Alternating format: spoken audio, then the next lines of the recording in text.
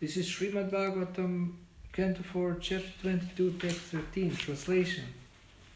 Prithu Maharaj inquired from the sages about persons entangled in this dangerous material existence because of their previous actions.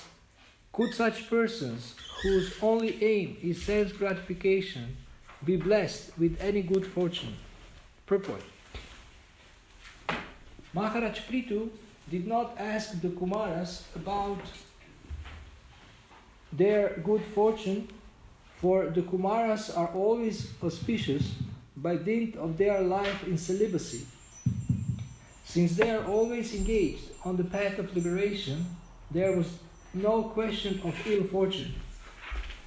In other words, Brahmanas and Vaishnavas who are strictly following the path of spiritual advancement are always fortunate. The question was asked by Prithu Maharaj for his own sake, since he was in the position of a grihastha and in charge of the royal authority. Kings are not only grihasthas who are generally absorbed in sense gratification, but are sometimes employed to kill animals in hunting because they have to practice the killing art. Otherwise, it is very difficult for them to fight their enemies. Such things are not auspicious. 4 kinds of sinful activities, associating with women for illicit sex, eating meat, intoxication, and gambling, are allowed for the Kshatriyas. For political reasons, sometimes they have to take to these sinful activities. Kshatriyas do not refrain from gambling. One vivid example is the Pandavas. When the Pandavas were challenged by the opposite party, Duryodhana, to gamble and risk their kingdom, they could not refrain, and by that gambling they lost their kingdom, and their wife was insulted. Similarly, the Kshatriyas cannot refrain from fighting if challenged by the opposite party. Therefore, Prithu Maharaj, taking consideration of all these facts, inquired whether there is any auspicious path. Grihastha life is inauspicious because Grihastha means consciousness for sense gratification, and as soon as there is sense gratification, one's position is always full of dangers. This material world is said to be padam padam yad vipadam natesham, dangers in every step. Srimad Bhagavatam 10:14-58.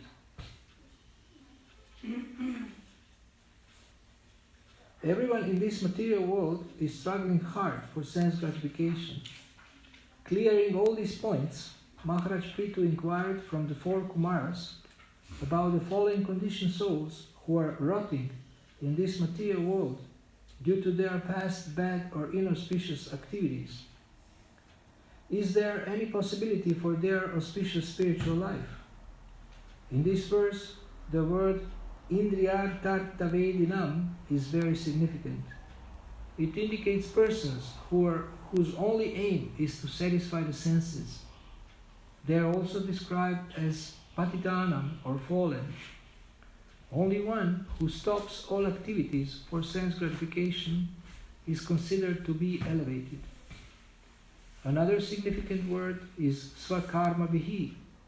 One becomes fallen by dint of his own past bad activities. Everyone is responsible for his fallen condition because of his own activities. When activities are changed to devotional service, one's auspicious life begins.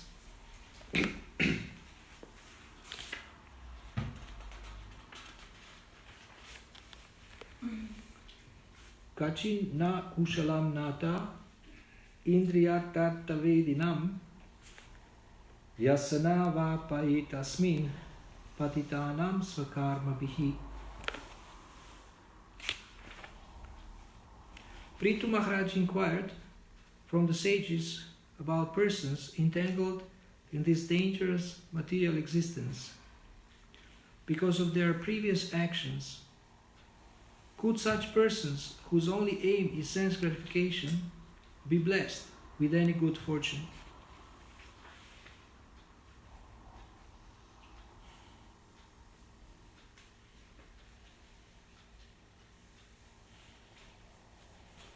So this is not the first time that someone is inquiring or asking this question.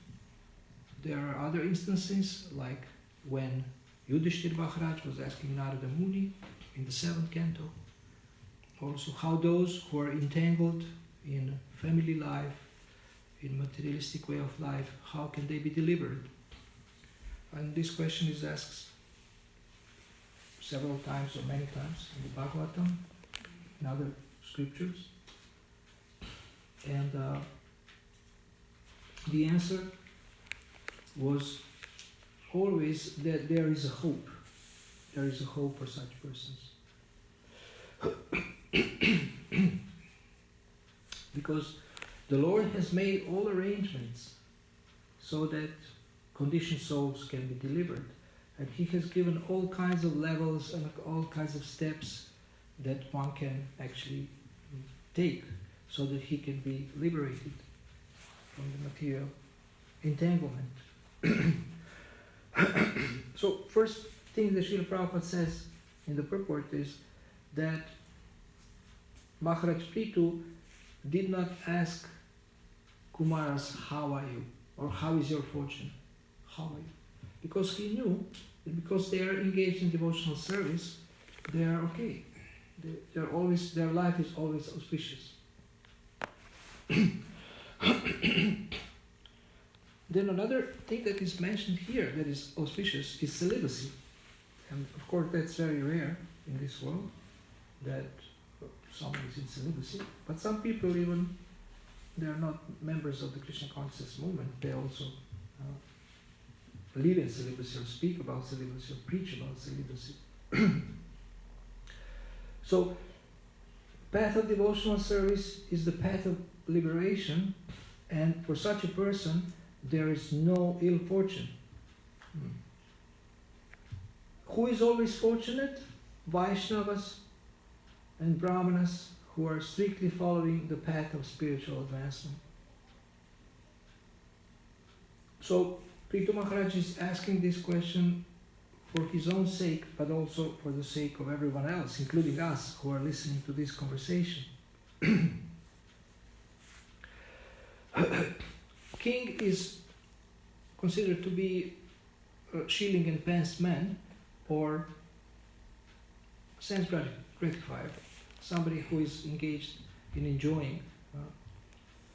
And Prithu Maharaj, although he is an incarnation of the Lord, he is taking the position of a conditioned soul, and he is inquiring as if he is a conditioned soul. So he is asking, can I also be delivered?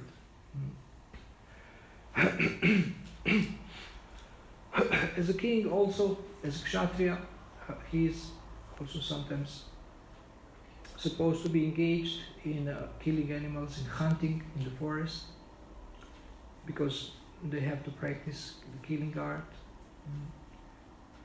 Otherwise, when they are in the war, because they have not been practicing, then they cannot fight successfully.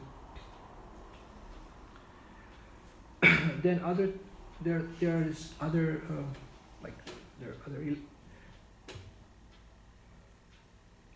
illicit activities mentioned, like illicit sex, eating meat, intoxication, and gambling, and they are allowed for the kshatriyas, but they are not allowed. All this, that there is this. When people see something in the scriptures that is allowed, then they have a tendency to cling to it and to use it as an excuse to continue with different sinful activities. Like sometimes devotees also, they hear something, or for example, devotees hear that some ISKCON guru is eating chocolate, and then they say, oh, that's bona fide, so we can all eat chocolate. But Prabhupada said no. So people are looking for confirmation from this. They have a tendency to look for the confirmation in the scriptures for self-gratification. And although, for example, there is a concession for eating meat, but Srila Prabhupada explains that all these allowances are not there to encourage that activity, but actually to help people to gradually renounce these activities. So people misunderstand. Why is this here and why is this there in this part of the scripture? And therefore, we need explanation. We need the explanation of the acharyas and of the experienced devotees. I think yesterday we spoke with one devotee about the verse from the 5th canto, and also in the 3rd canto. I mentioned this the other day, this verse, which speaks about fearlessness and the duty of the father, of the king, of the mother, of the husband, of wife, even of kinsmen, that the duty of such persons is to liberate their dependents from the cycle of birth and death. And in order to be able to do that, they have to be able to liberate themselves. So there is also in the 5th canto, there is verse Gurur na sasyat, Vajano na sasyat, Pita na sasyat, Janani na sasyat, which also explains that one should not become a father, one should not become a mother, one should not become a worshipable demigod or a guru or a king if one is not able to liberate his dependents from the cycle of birth and death. So, in the purport to that verse, Srila Prabhupada gives 3 negative examples. One is that Bali Maharaj, he rejected Shukracharya, so this is rejection of a guru who is not qualified. Then wives of the Brahmanas rejected their husbands. That's another one. And there was one more. I forgot, there is one more example where there is also rejection one of these personalities who are in charge of someone or who have dependents.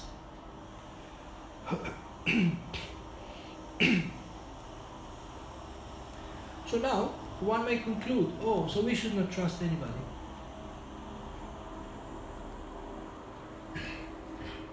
And then, just don't trust anybody. If you don't trust anybody, you don't have to listen to anybody, and you can do whatever you like. It's a good excuse. So now, in the 5th canto verse, which is also describing the same point, like the verse from the 3rd canto, about the responsibility of those who have dependents. And it may sound like this is completely discouraging, that you shouldn't take any of these. So one can understand like this, especially in the 5th canto verse, there is 3 examples of rejecting someone who is not qualified. So one may conclude, oh, so I shouldn't do any of these, I shouldn't take any of these responsibilities. So what I'm trying to explain is interpreting of the scriptures, how we interpret the scriptures, how we understand, how should this be understood, how should this be applied. And then the devotee with whom I was discussing, I asked him, so how do you understand this? And he says, well, I understand that one who takes on this responsibility should consider it to be his duty to qualify himself to do this. Because if we wait until we are 100% qualified, we may wait for a long time. We may wait for a long time. It doesn't mean one should not take on this duty if he is not perfect yet, but should take it with all earnestness, all seriousness. One should take it very, very seriously, and one should understand what are his duties. And therefore, the duties of all these responsible positions or roles are described. What is the duty of a king? What is the duty of a leader? What is the duty of a father, mother, husband, wife? This is described in detail. So when a conditioned soul who is imperfect takes on these responsibilities, they take it very, very seriously. And the standard is given is in these two verses from the third canto and from the fifth canto. The standard is given that to make us very serious when we take on these responsibilities. So the first impression is, oh, no one can take this, and we should not take this responsibility. But actually, so it made sense to me what he said, that you should actually take it very, very seriously and understand that your duty is to qualify yourself to be able to liberate others, but in order to do that, you have to actually become qualified yourself. You have to liberate yourself. So that means you have to become very, very serious in Krishna consciousness, extremely serious. So how can one who is not liberated liberate others?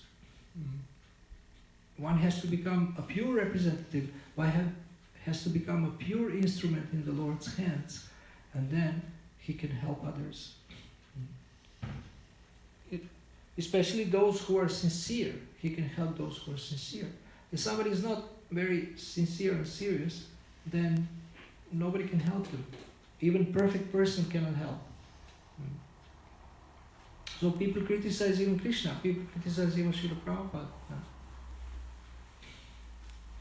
And the imperfection of a leader, of a person who has dependence, may be an excuse of a dependent to not surrender and to not be serious. And I remember when I joined, I think around 85, one Swami left. And I didn't know that devotees can leave ISKCON. So he left, and I was shocked. And then I heard that there was a couple of other gurus in other parts of the world who also had problems and left. And I started having so many doubts that I also started to doubt myself. I had doubts about everything. And then one nice devotee came and preached to me. He said, but why should other people's imperfections and mistakes, what they have to do with you and your spiritual life, your relationship with God? Your relationship with God is your responsibility. So it shouldn't affect you. Of course, it may affect your faith in the institution or in the leaders, but that's another thing. You have your responsibility to God and your responsibility to your self-realization. And it made sense to me. And then I stayed. It took me a couple of days to recover from these huge doubts that I had about everything in ISKCON and even in the philosophy. And it's shocking that you come to people whose books describe some perfection and you expect them to be perfect. And then you hear that people fight or people leave and things like that. But then if we understand that it's our responsibility to actually take ourselves seriously, our own spiritual path, then if anybody else has problems or they do nonsense, it's not actually our business. So,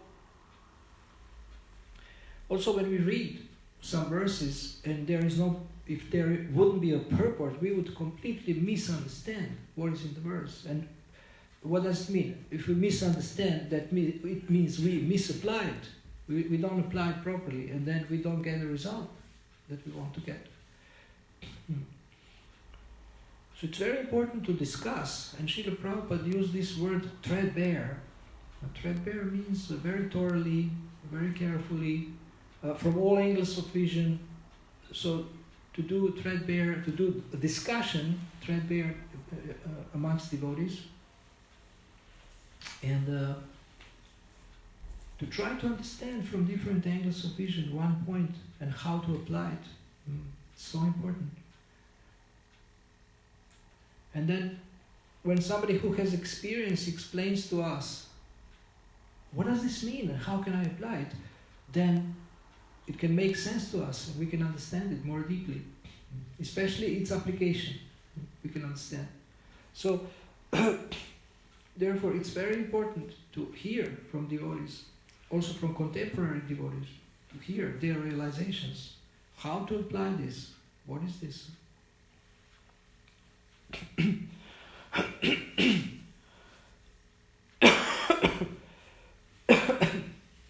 And here, such a discussion is taking place between Kumaras and Prithu Maharaj, and along the way, this chapter has 63 verses. It's a long chapter, and along this discussion, we find also clarification for different things, many points. Srila Prabhupada gives very long purports here.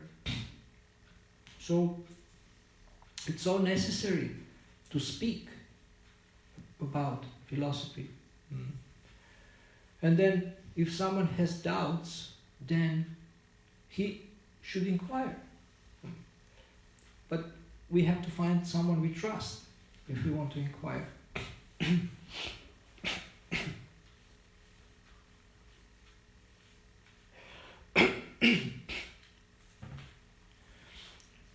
And now Prithu Maharaj is trusting Kumaras.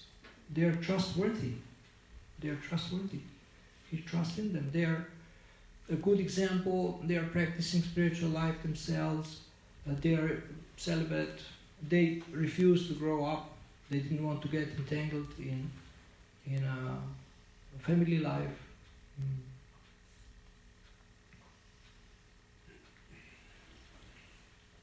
And because he's trusting them, he's inquiring.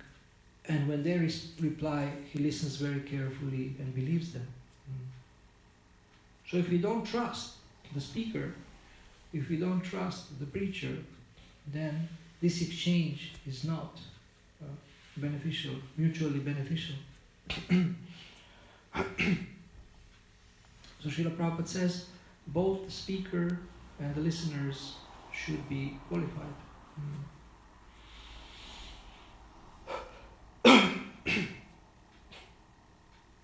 And here Prithu Maharaj is qualified, Kumaras are qualified, and the discussion is very, very powerful. And Srila Prabhupada clarifies many points also in his purports. I mean, there is here, see, many, there is some shorter, but there is also many longer purports. And the one that is coming is very, very long. So, this is such an important chapter, this discussion. And these conversations, deep conversations, spiritual conversations, we can find throughout Bhagavatam, and we can find many, many relevant things. And one thing that is recommended is that the Vedas should be read at least 3 times. So, I don't want to ask you now if you read Prabhupada's books 3 times, all the books. But actually one should read again and again and again. Why? Because you can discover new things if you read again and again. New things that are relevant for you. Not only new things as information, but new things that can really hit you. The other day one devotee published something that in the purport, I think in the 3rd canto, and he was just, when he read this sentence, he was so fascinated that he just took this sentence and published it. Because somehow he could relate to it, and he's in this phase of his life when he's thinking about a wife and a child. He took this sentence, and the sentence says, if you have a child, then you get free. If you get married and have a child in a religious marriage, you get free from the debt to your parents. He liked this so much, he was so fascinated, he just took this sentence and published it. And I was curious, okay, what the rest of the purport says. So, the rest of the purpose says, Devarshi Bhutaptan Ninam Pitrinam Nakinkaro Nayam Nirini Charajam Sarvatmanam Yaksharanam Saranyam Gatom Mukundam Parikrityakantam. Srila Prabhupada is quoting this verse from the 11th canto, which says that if one is engaged in the full-fledged devotional service to Mukunda or Lord Krishna, that he has no debt to anybody. He has no debt to devas, to demigods, to rishis, great sages, to all living entities, human beings. He is neither a servant nor a debtor to all these people, to relatives, to family. If he surrenders, but if he surrenders completely to Mukunda or to the Supreme Lord Krishna. So Srila Prabhupada is not stressing that point that he has noticed. So now this is very important to understand, not to read selectively. You have heard about the expression Ardha Kukuti Nyaya. That means the logic of a headless hen or a chicken, headless chicken. So people have a tendency to take something from the Shastra that they like, and then they say, I'm following Shastra. But actually one should read the whole thing. Then he should understand in which context this is given. Like if somebody says, oh, Shastra says we can eat meat, let's do it. Therefore, Vishnumurti Prabhu, who is the director of Vanipedia, he recommends when we study quotes that we should study all quotes and then get a whole picture. So therefore, Veda-based Vanipedia, they are good because you have access to all the quotes and you can understand. And when you study certain topic, then you can get insights from different angles of vision, that Srila Prabhupada explained this in this class in that way, in that class in this way, and you get really like a comprehensive understanding of one point or one scene, one situation.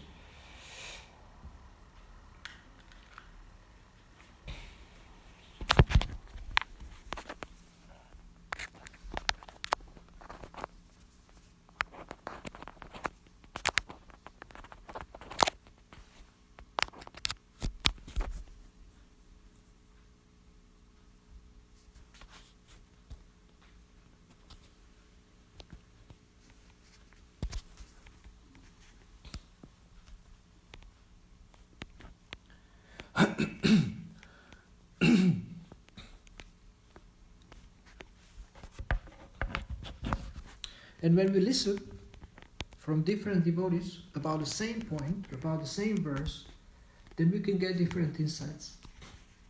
Therefore, we have so many speakers, so many preachers, so many seminars. And seminars are very good, because in the seminar you can go deep into one thing, one spiritual practice, one philosophical point, and really, really discuss it very deeply and thoroughly. I can't do this.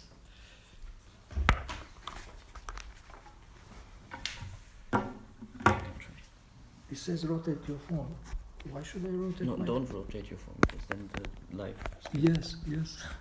You're right. Sorry about this. I want to do it like this. Now. Did it records you? Yes.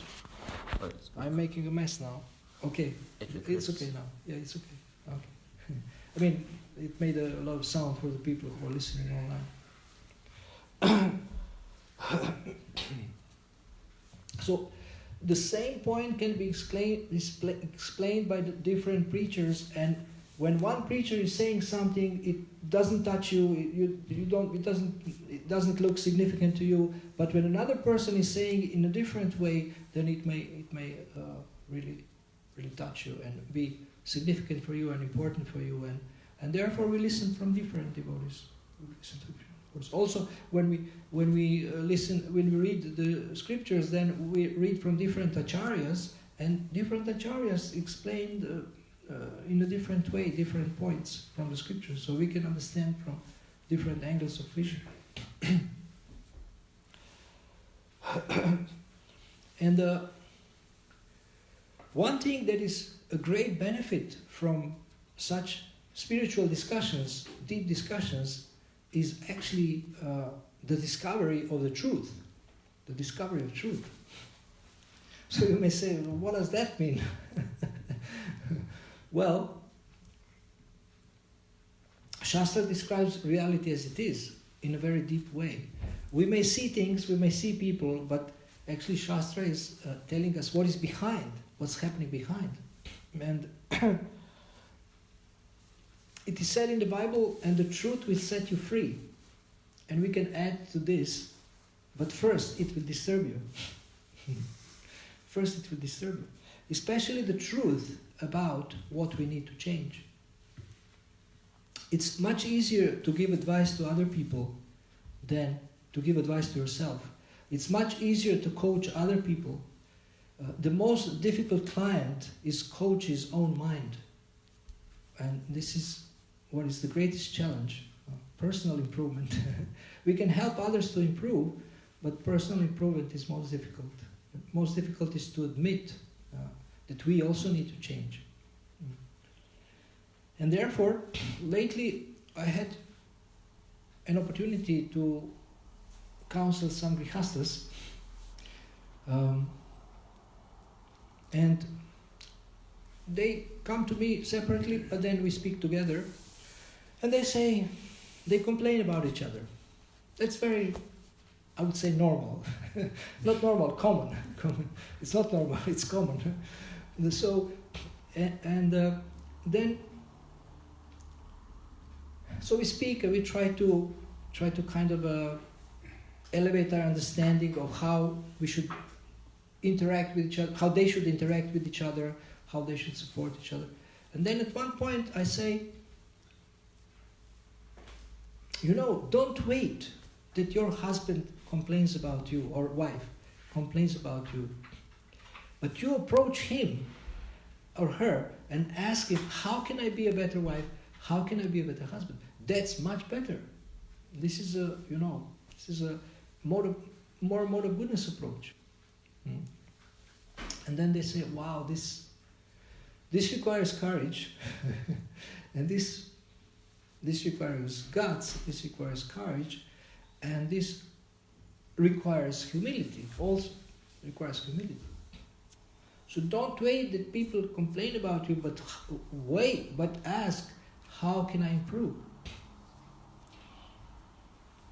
And all this inquiry, humble inquiry that we see in the scriptures is actually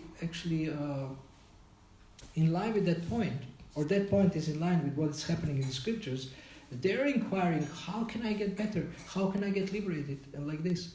So they're doing this in the scriptures. So we can do this in our everyday life. And of course, if our spouse tells us what they want from us, it should be in line with the scriptures. It shouldn't be something, they may have so many ideas according to their conditioning, what we should do as a husband or as a wife, but it should be in line with the scriptures. Then it will be effective, and it will be helpful for everyone. So in this way we can benefit from hearing such conversations like here between Prithu Maharaj and Kumaras, and learn from many angles of vision, learn different points, which are also applicable in our own life, and we can be very, very clear about what we should do. And therefore devotees can discuss, how can we apply this? And when we had this success partnership workshop, then we said, choose one verse that is you think is relevant for you and discuss with your success partner how you will apply it next week, for example. Okay, thank you very much. Do you have any questions?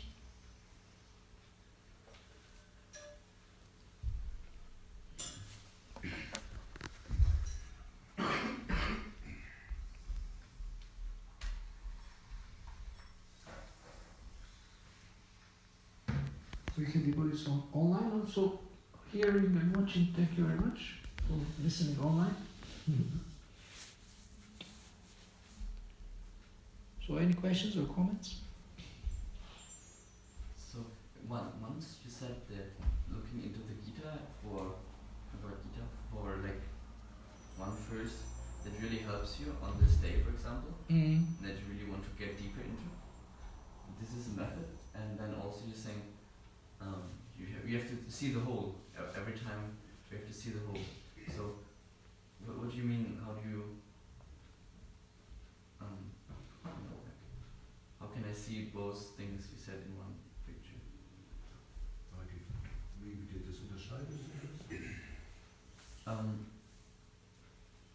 Yeah, sometimes it helps to just see one verse, and sometimes, but you're also saying one verse might be out of context, so you need to see the whole. But both things apply. Yes, it's true. I mean, one verse you can expand.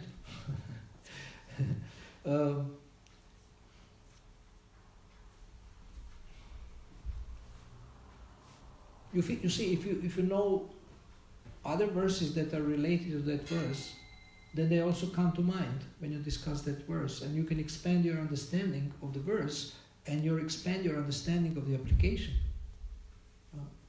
And also when you hear from different devotees, you can expand your understanding of the verse and on the application, because they understand it in this way or that way, or they have heard from someone who understands it in this way or that way. So it's very, very beneficial. These discussions are very beneficial.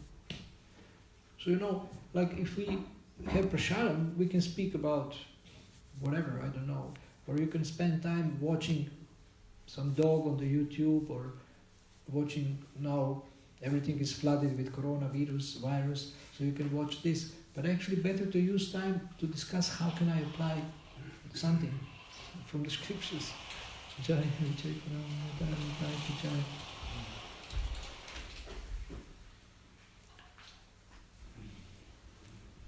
Even during prasadam, you can discuss how to apply something instead of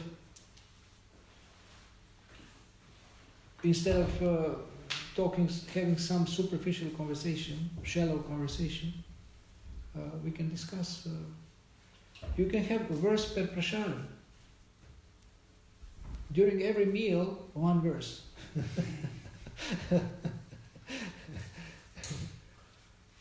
And Vanipedia compiles on one topic many quotes. Actually, all quotes. They do a thorough research.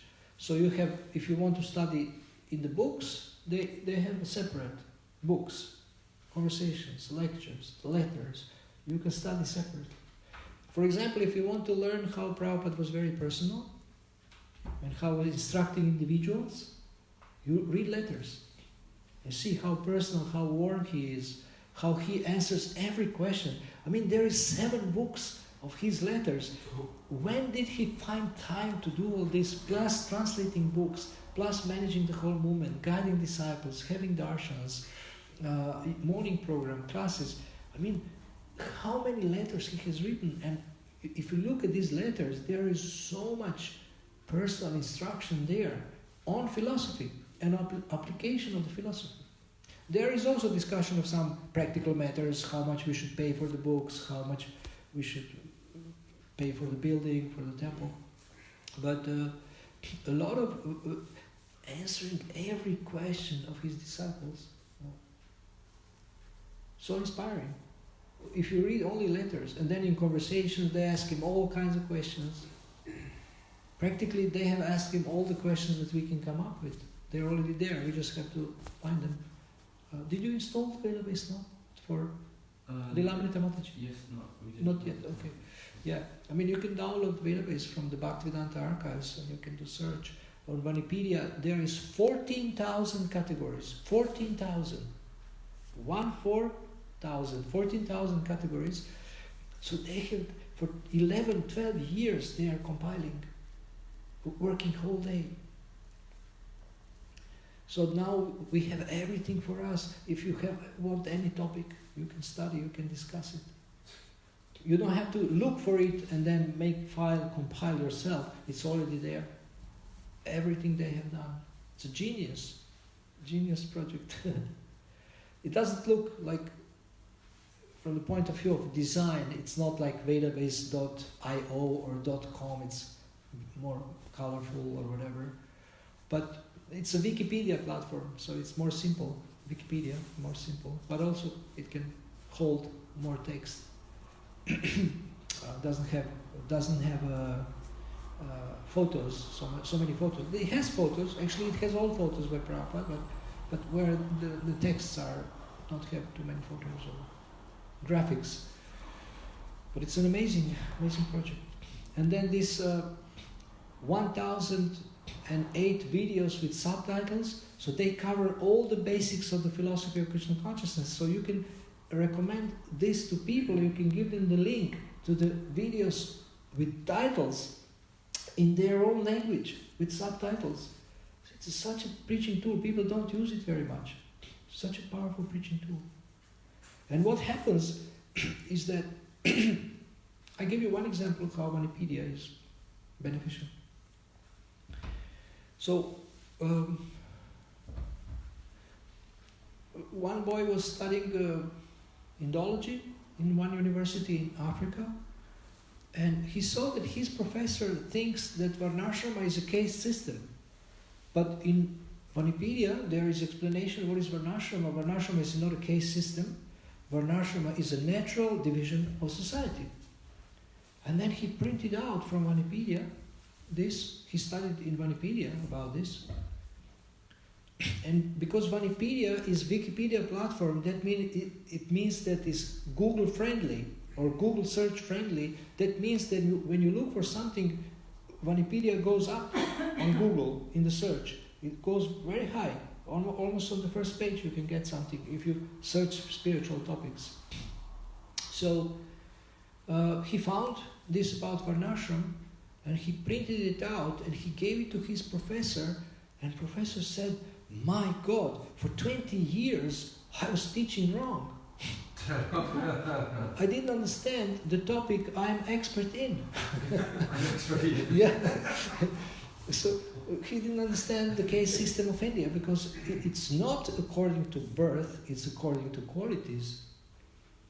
And this was thanks to Vanipedia.